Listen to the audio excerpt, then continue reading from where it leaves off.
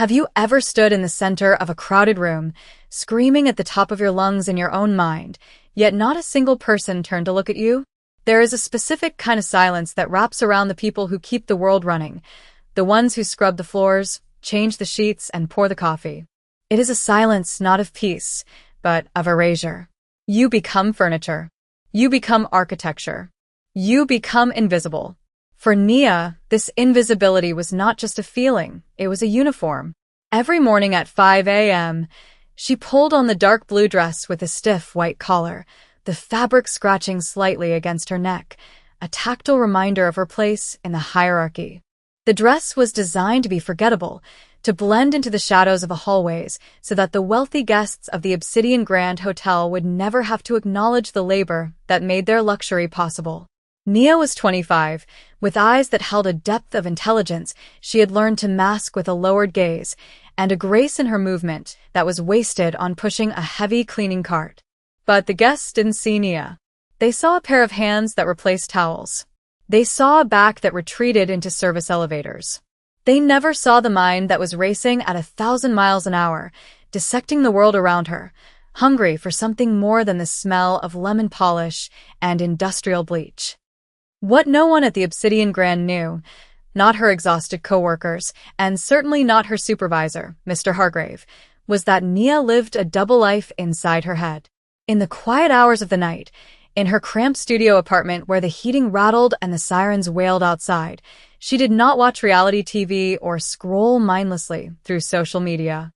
She studied. She was obsessed with the structure, the rhythm, and the melody of the Korean language. It had started years ago, an accidental discovery of a drama that led to a fascination with the culture, which then deepened into a rigorous, self-taught discipline. She consumed textbooks, practiced pronunciation with language apps until her tongue ached, and shadowed news anchors until her accent was indistinguishable from a native speaker's. Korean was her secret garden.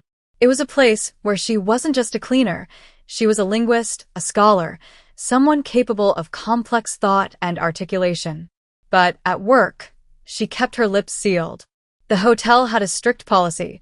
Staff were to be seen and not heard, and certainly not heard speaking anything other than yes, sir, or right away, ma'am. To reveal her skill would be to step out of line, to challenge the carefully curated ecosystem where she was at the bottom.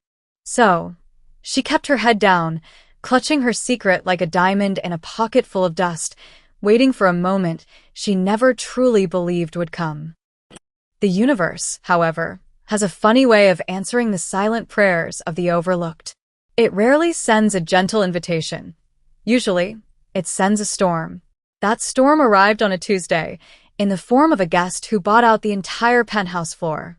The rumor mill in the basement locker room was on fire. They said he was royalty or a tech mogul, or perhaps something darker, something more dangerous. The name on the manifest was just a corporation, but the man himself, Park Min-jun, was a presence that sucked the air out of the lobby when he arrived. Nia had seen him briefly from the mezzanine, a man of perhaps 35, wearing a suit that cost more than her entire life's earnings, with a jawline that could cut glass and eyes that scanned the perimeter with the weary vigilance of a predator. He was handsome, devastatingly so, but there was a coldness to him that warned people to keep their distance. Nia was assigned to the penthouse detail not because she was the best, but because she was the quietest. She was the ghost who could drift in and out without disturbing the atmosphere. As she pushed her cart toward the golden elevator that required a special key card, her heart hammered a strange rhythm against her ribs. She told herself it was just another room, just another mess to clean, just another day of being invisible. She had no idea that the elevator wasn't taking her up to the penthouse. It was taking her to the edge of a cliff, and she was about to jump. The penthouse suite was less a room and more a kingdom, a sprawling expanse of marble, velvet, and floor-to-ceiling glass that offered a panoramic view of the city skyline.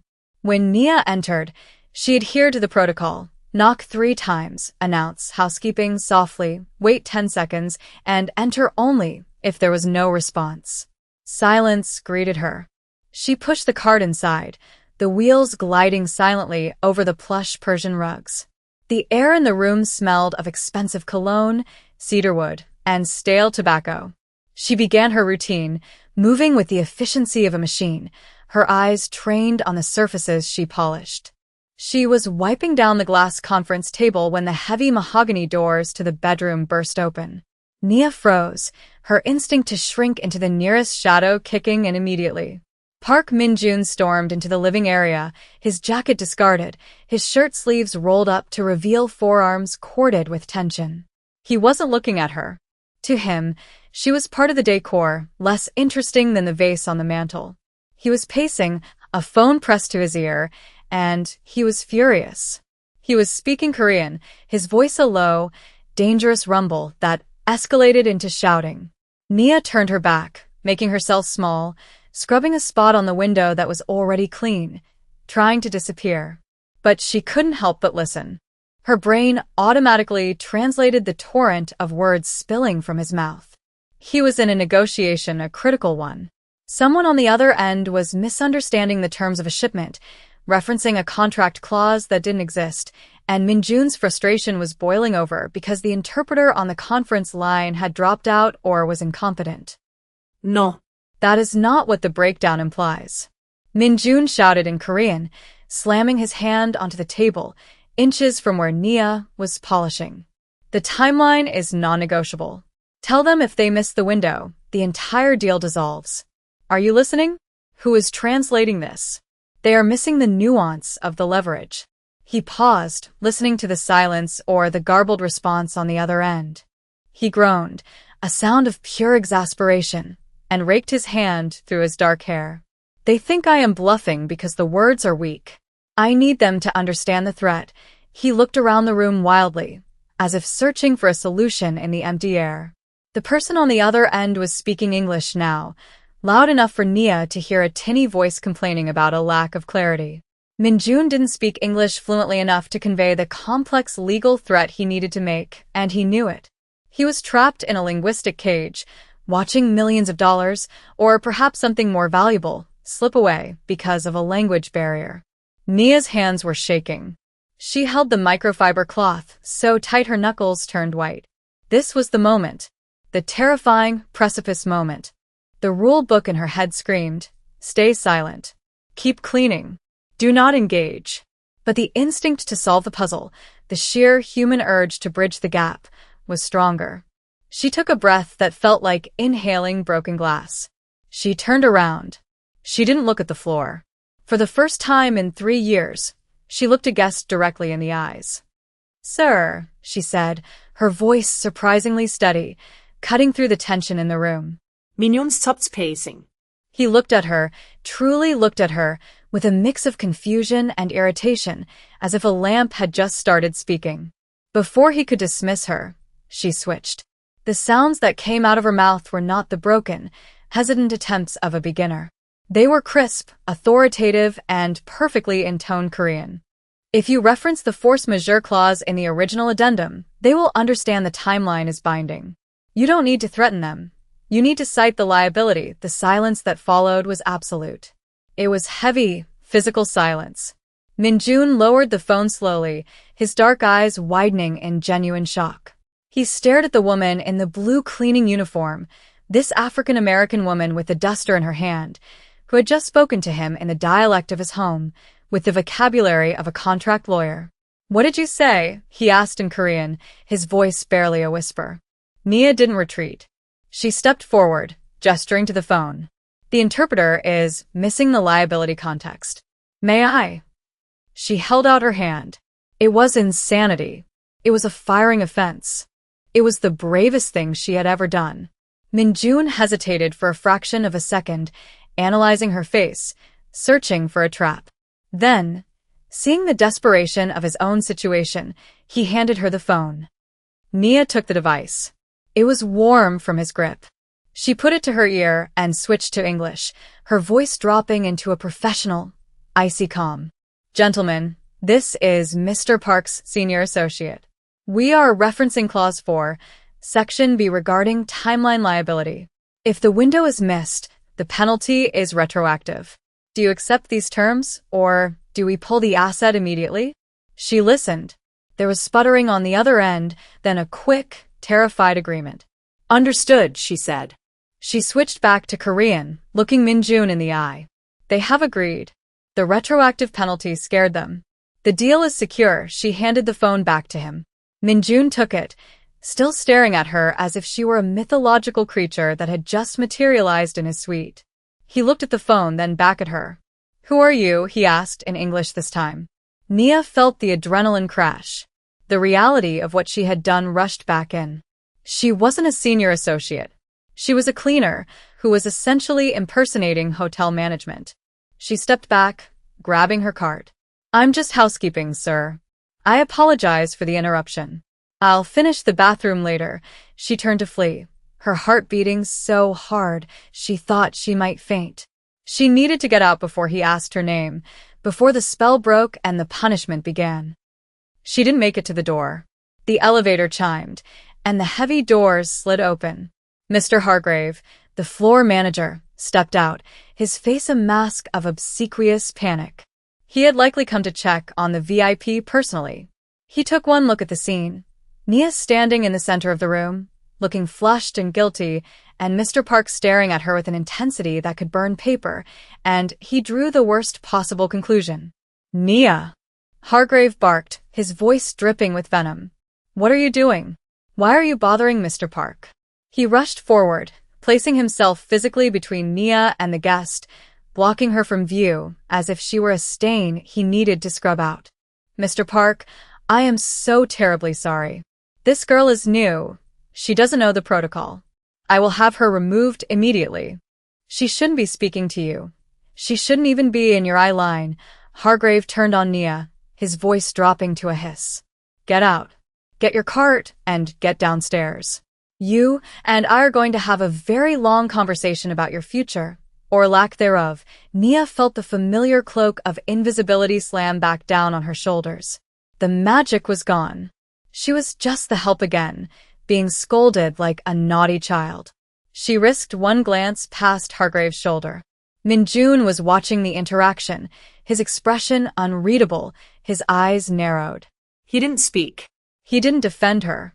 He just watched. Nia felt a sharp pang of betrayal, foolish, really, since he owed her nothing, and dipped her head. Yes, sir, she whispered to Hargrave. She grabbed the handle of her heavy cart and pushed it out of the suite, the wheels rattling over the threshold, marking the distance between the world of gold and the world of dust. The rest of the shift was a blur of nausea and anxiety. Nia finished her rounds on the lower floors, her hands trembling as she changed pillowcases and scrubbed toilets. Every time her radio crackled, she expected it to be security coming to escort her off the premises. Hargrave hadn't fired her on the spot, likely because he was too busy groveling to the VIP, but she knew it was coming. When she finally clocked out, changing from her blue uniform into her street clothes, jeans, and a worn-out sweater, she felt like she was shedding a skin that had become too tight. She walked out the service entrance, into the biting cold of the city evening. The contrast was stark. Upstairs, men made deals worth millions in seconds. Down here, she counted the change in her pocket to see if she could afford a sandwich, or if it was just ramen again tonight. The bus ride home was long and loud. She pressed her forehead against the cold glass, watching the city lights blur. Why had she done it? Why couldn't she just keep her head down? It was the curse of competence. She knew she was worth more, and for 30 seconds, she had proven it. But the world didn't reward people like her for stepping out of line. It punished them. She replayed the scene in her head 100 times. The perfect grammar, the shock on Minjun's face, the silence. And then, Hargrave's intervention. The restoration of order. She climbed the 3 flights of stairs to her apartment, the smell of damp carpet filling her nose, and sat on the edge of her bed. She felt small. She felt foolish. But beneath the fear, there was a tiny, dangerous ember glowing in her chest. She had spoken. She had been heard. And for one moment, she hadn't been invisible. The next morning, the dread was a physical weight on her chest. Walking into the hotel felt like walking to the gallows. The locker room was quiet when she entered, the kind of heavy, loaded silence that meant everyone knew something she didn't. Her co-worker, an older woman named Elena, who usually had a kind word or a piece of candy for her, just looked at her with sad, pitying eyes and shook her head. "Hargrave is looking for you," Elena whispered, pretending to dig through her purse. "He's in the general manager's office. He said the minute you clock in, you go up." Nia's stomach dropped. The GM's office. This was it. They weren't just firing her, they were going to make an example of her. Perhaps Minjun had complained. Perhaps she had messed up the deal after all. Nia changed into her uniform with numb fingers. She looked at herself in the cracked mirror of the locker room. "This is the last time you wear this," she thought. Maybe that's a good thing. She straightened her spine. If she was going out, she would go out with dignity. She walked through the back corridors, past the laundry chutes and the kitchens, feeling like a ghost haunting the machinery of the hotel. When she reached the executive wing, the air changed, cooler, cleaner, quieter. She approached the administrative assistant's desk. The woman looked up, surprised. "I'm Nyo." "Mr. Hargrave sent for me." The assistant didn't sneer. She didn't hand her a termination slip. She looked confused. She picked up her phone. "She's here," the assistant said. Then she looked at Nia. "You're not going to the GM's office. You're going to the penthouse." Nia blinked. I don't have my card. I haven't started my rotation." The assistant stood up and walked around the desk, her heels clicking on the floor. "You're not cleaning today, Nia. Mr. Park requested you specifically. He's been waiting for 20 minutes. And Mr. Hargrave is already up there, looking like he's about to have a stroke, the world tilted slightly on its axis." "Requested?" Nia felt a different kind of fear now, the fear of the unknown. She wasn't being discarded. She was being summoned. She walked to the elevators, the gold doors parting for her. She rode up alone, watching the floor numbers tick higher, each digit taking her further away from the life she knew. When the doors opened on the penthouse floor, the atmosphere was thick with tension. Mr. Hargrave was standing by the door, sweating, wringing his hands. When he saw Nia, his face went through a complicated spasm of anger and forced politeness. "Nia," he said, his voice strained. "Mr. Park has asked to see you. I have explained to him that you are unqualified, that you are merely entry-level staff, but he insists. You will go in there, you will apologize for yesterday, and you will agree to whatever menial task he has. Is that clear?" Nia looked at Hargrave. For the first time, he didn't look like a monster. He looked like a small, frightened man afraid of losing his own position. "I understand," Nia said calmly. She walked past him. She didn't knock this time. The door was slightly ajar. She pushed it open and stepped into the kingdom. Park Min-jun was sitting at the glass table, surrounded by documents. He wasn't on the phone. He was waiting. He looked up as she entered. He was wearing a different suit today, gray and sharp, but his eyes were the same, intense, calculating. He didn't smile. He didn't look like he wanted an apology. He pointed to the chair opposite him. "Sit," he said in English. It was a command, but not a disrespectful one. It was an invitation to the table. Nia hesitated, then walked across the room and sat down. The chair was soft leather, swallowing her slightly. She felt absurd in her cleaning uniform, sitting across from a Mafia boss, or whatever he was. Min-jun studied her for a long moment, tapping a pen against the table. "I had my people run a background check on you last night," he said, his voice conversational, as if discussing the weather. Nia Davis. High school valedictorian. Dropped out of college after 2 years because of financial hardship. No criminal record. You live in a studio in the East District. Nia felt a chill run down her spine. "Is that a threat?" she asked, her voice low. Min-jun smirked, a quick flash of amusement. "No. It is diligence. I needed to know if you were a spy. If you were planted here by my competitors." He leaned forward, clasping his hands. "Because what happened yesterday, that doesn't happen by accident. An American hotel cleaner who speaks the Busan dialect perfectly, who understands contract law." He shook his head. "That is a unicorn. Or a trap. I have decided you are a unicorn." He slid a document across the table toward her. It was a dense page of Korean text, handwritten messy. "Read this," he commanded. "Tell me what it says. Not the words. The meaning." Nia looked at the paper. It was a letter. A personal letter, but written in code, using metaphors about weather and tides to discuss shipping routes and rival territories. She scanned it, her mind automatically decoding the flowery language into the brutal reality it concealed. She looked up at him. "It's a warning," she said. "The writer is telling you that the shipment coming through the southern port is compromised. They aren't saying the police are there. They're saying the local authority has changed allegiance. They are using the phrase, 'the tide is high,' to imply that the cost of entry has doubled. If you send the product now, it will be seized." Min-jun stared at her. He didn't blink. The silence stretched for 10 seconds, then 20. Finally, he leaned back in his chair, exhaling a long breath. "My own translator told me it was a weather report," he muttered. "He said my uncle was concerned about the rain." Min-jun looked at Nia with a new expression, respect. "I am surrounded by people who tell me what I want to hear, or people who are too stupid to understand what they are reading. I have enemies who smile at me, and staff who fear me." He paused. "You have nothing to lose, Nia. That makes you dangerous. And that makes you useful." He reached into his jacket pocket and pulled out a small velvet box, placing it on the table. Then he pulled out a thick envelope. "Mr. Hargrave wants to fire you. He thinks you are a liability. I think you are an asset." He tapped the envelope. "There is $5,000 in here. That is for yesterday." For saving the deal, Nia's breath hitched.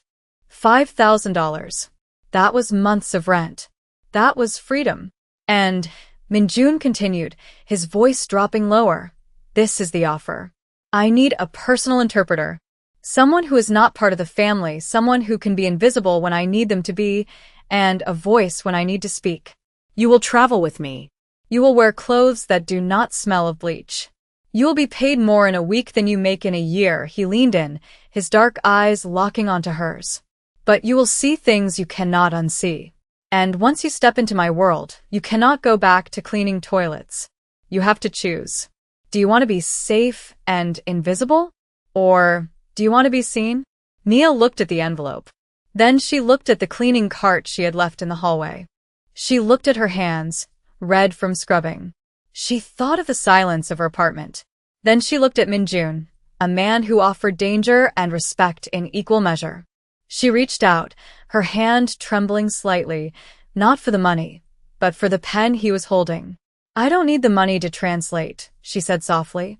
"I need to know that I won't be silenced." Min-jun smiled, a genuine, terrifying smile. "In my world, Nia," he said, "the only people who are silenced are the ones who don't speak up in time. You were just in time." The transition from the invisible world to the visible one did not happen with a fanfare of trumpets, but with the quiet, terrifying slide of a key card across a mahogany desk. Nia accepted the offer, and in doing so, she severed the tether to the only life she had known for the last 5 years. The walk out of the penthouse suite was surreal. She felt weightless, unmoored, as if gravity had suddenly decided to apply different rules to her. When she returned to the basement to clean out her locker, the atmosphere was suffocating. The air smelled of damp wool and industrial chemicals, a scent that had once been the backdrop of her existence, but now felt foreign, like a memory from a childhood she had outgrown. She stripped off the blue uniform for the final time, folding it neatly, not out of respect for the job, but out of a habit of discipline that she refused to break. Mr. Hargrave was waiting for her by the time clock, his face a mixture of confusion and simmering resentment. He had expected to fire her, to wield his small, petty power and watch her crumble. Instead, he was watching her ascend. He opened his mouth to say something, perhaps a final reprimand or a warning that she would be back begging for her job within a week, but Nia didn't give him the chance. She simply nodded at him, a gesture of absolute neutrality, and walked past him. She didn't look down. She didn't apologize for taking up space. She walked out of the service entrance and into a waiting black sedan that Min-jun had arranged, the heavy door thudding shut and sealing her inside a capsule of silence and leather. As the car pulled away, Nia looked out the tinted window at the hotel, rising like a monolith against the gray sky. She saw the windows she had washed, the sidewalks she had swept. She realized with a jolt that she wasn't just leaving a job, she was leaving a version of herself that had apologized for breathing. But as the city blurred past, A new fear began to coil in her stomach. She had bluffed her way through one conversation. Now, she had to survive in a world where a wrong word didn't just mean a written warning, it meant catastrophe. The headquarters of the Park Corporation was a fortress of glass and steel in the financial district, a place that projected legitimacy while concealing the razor-sharp edges of the underworld business it fronted. Nia's arrival was met with a chill that had nothing to do with the air conditioning. She was introduced not as a cleaner, but as a special consultant, a vague title that fooled no one in Minjun's inner circle. They smelled the poverty on her. They sensed the lack of pedigree. The primary source of this hostility was Director Han, a man with a smile like a shark and a suit that cost more than the building Nia lived in. Han was Minjun's second-in-command for legitimate operations, a man who prided himself on his education and his bloodline. To him, Nia was an insult. She was a stain on the pristine image of the organization. During her first briefing, sitting at a conference table that felt miles long, Han tested her relentlessly. He spoke in rapid-fire jagged Korean, utilizing obscure idioms and street slang mixed with high-level corporate jargon, deliberately trying to trip her up. He would switch dialects mid-sentence, referencing historical grievances and specific legal precedents without context, watching her with predatory eyes, waiting for her to stumble. The other executives watched in silence, a pack of wolves waiting to see if the new member was weak enough to be eaten. Nia's hands were sweating under the table, her fingernails digging into her palms. Every time she opened her mouth to translate or clarify, she felt the crushing weight of imposter syndrome. Who was she to be here? She was a fraud. She was a girl with a mop who had gotten lucky. When she hesitated over a complex phrase regarding amortized risk in gray zone assets, Han scoffed, a sharp, dismissive sound that echoed in the room. Perhaps, Han said in English, sneering, Mr. Park's charity case should return to changing sheets. The nuance of this business requires breeding, not just a translation app. Minjun did not intervene. He sat at the head of the table, his face a mask of stone, watching Nia. He was letting them hunt her. It was a cruel test, but Nia realized with sudden clarity that he couldn't protect her. If he defended her, she would always be a pet. To survive this, she had to bite back. The days that followed were a grueling marathon of psychological warfare and intellectual exhaustion. Nia was not just learning the business, she was relearning how to exist. She spent her nights in a temporary corporate apartment that felt too large and too empty, surrounded by dossiers and legal briefs Minjun expected her to memorize. The doubt was a constant companion, whispering that she had made a mistake, that safety was better than this high-wire act. One evening, after a particularly brutal session where Han had openly mocked her accent, which was perfect, but he found flaws where there were none, Nia found herself retreating to the rooftop garden of the office building, gasping for air. She leaned against the railing, looking down at the city lights, feeling the urge to run. It was there that she met Mr. E. He was Minjun's personal driver and oldest confidant, a man with white hair and a face etched with the history of 1,000 street fights. He was smoking a cigarette, watching her with eyes that were kind but unyielding. "You are letting him win," Mr. E said softly in Korean, not looking at her. Nia startled, wiping a stray tear from her cheek. "I don't belong here, Mr. E. Director Han is right. I don't know the game," Mr. E chuckled, a dry, rasping sound. "Han knows the game, yes. But he plays it like a robot. He sees numbers. He sees status." Mr. E turned to her, crushing his cigarette under his heel. "You see the dust. You see the cracks." Nia frowned. "I don't want to see dust anymore." Mr. E shook his head. "You mistake your weakness for your strength, child. A cleaner knows who is messy. A cleaner knows who is hiding things under the bed. A cleaner sees the things powerful men ignore because they are too busy looking in the mirror." He stepped closer, his voice dropping to a whisper. "Minjun didn't hire you because you speak Korean. He hired you because you understand invisibility. Han shouts to be heard. You listen. In our world, the one who listens is the one who holds the knife. Stop trying to be one of them. Be what you are. Be the one who sees the dirt." The words hit Nia with the force of a revelation. She had been trying to emulate Han's arrogance, his loud projection of power. But that wasn't her power. Her power was observation. Her power was the ability to read a room before anyone else even knew the temperature had changed. The proving ground arrived 3 days later at a high-stakes negotiation dinner with a rival syndicate from the energetic, chaotic port city of Incheon. The meeting was held in a private dining room of an upscale restaurant, a neutral ground that felt like a minefield. The leader of the Incheon faction was a man named Chairman Oh, a boisterous, laughing figure who poured drinks with one hand and threatened livelihoods with the other. The tension was thick enough to choke on. Min-jun was stoic, but Nia could see the tension in his jaw. Director Han was there, of course, looking polished and smug, ready to lead the conversation.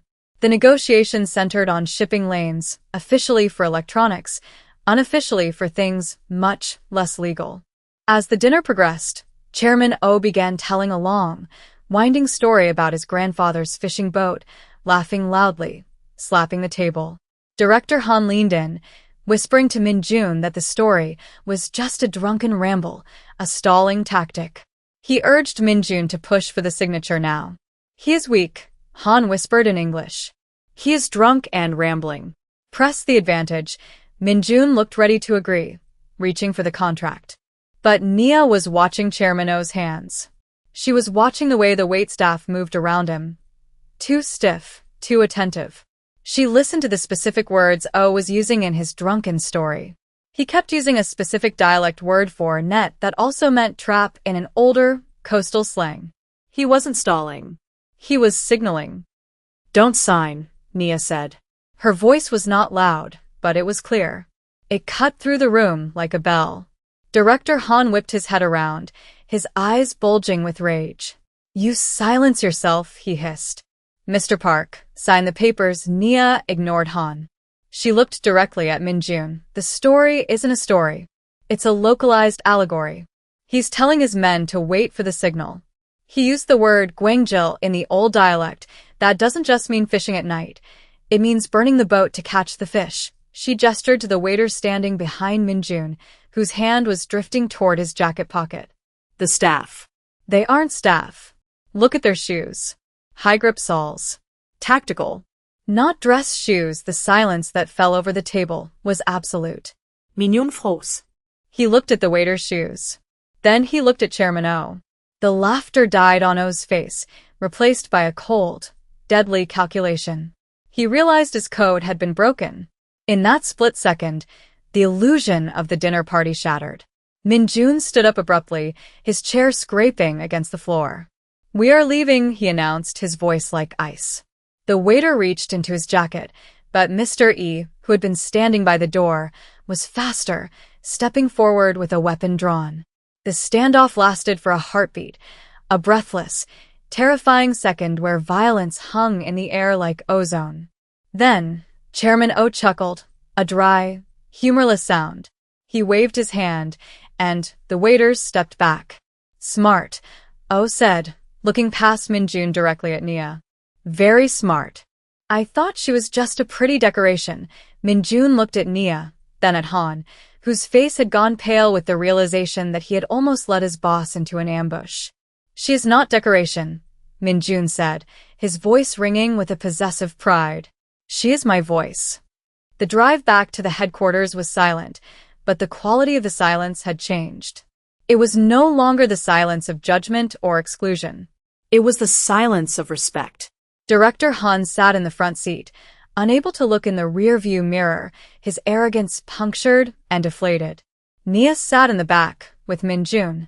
She was trembling, the adrenaline crash leaving her weak, her hands shaking in her lap. She had almost died. She had just called out a gang war in the middle of a seafood restaurant. She waited for Min-jun to speak, to analyze the night, but he simply reached over and placed his hand over hers. His hand was warm, heavy, and steady. It was an anchor. He didn't say, "Good job." He didn't offer empty praise. He just held her hand, grounding her, acknowledging that they had walked through the fire together and come out the other side. When the car finally pulled up to the curb of her corporate apartment, Min-jun turned to her. The streetlights cast shadows across his face, softening the sharp angles. "Tomorrow," he said, "we have a meeting with the International Board. Han will not be attending. You will be sitting at my right hand." Nia looked at him, and for the first time, she didn't feel the urge to look away. She didn't feel the need to shrink. "I'll be there," she said. She stepped out of the car, and as she walked toward the entrance of the building, she caught her reflection in the glass doors. She didn't see the shy cleaner in the blue dress anymore. She saw a woman who walked with her head high, a woman who had learned that visibility wasn't given, it was taken. She was no longer a ghost haunting the hallways of other people's lives. She was the architect of her own. The world was loud, dangerous, and chaotic, but she finally had a voice, and she intended to use it.